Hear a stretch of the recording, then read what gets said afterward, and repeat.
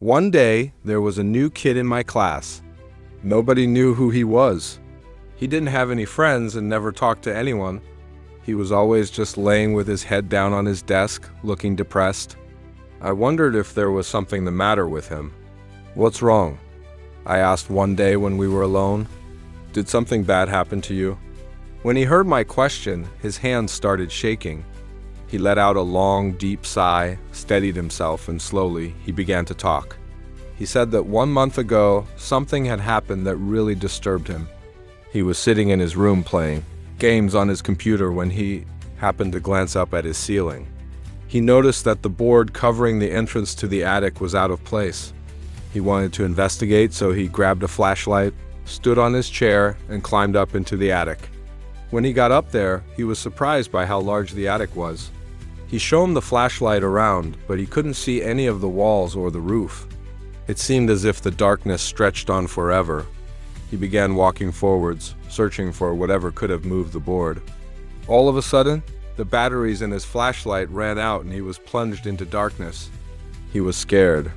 The darkness seemed to surround him, encroaching on all sides. He began searching for the way out. He wanted to go back down to his bedroom, but no matter what direction he walked in, he couldn't find the opening. There was no light at all leaking in. It was pitch dark. He was lost and alone in his own attic. He continued wandering around in the dark, searching for a way out, but he couldn't see where he was going and became disoriented.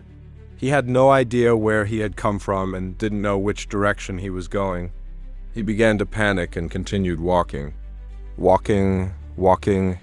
He didn't know how long he had been walking, but he finally saw the faint glow of light in the distance.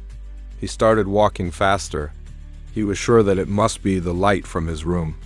But as he got closer and closer, he realized that it couldn't be the light from his bedroom. He got close enough to make out where the light was coming from. It was a city in the distance. He couldn't believe what he was seeing. It just didn't make sense.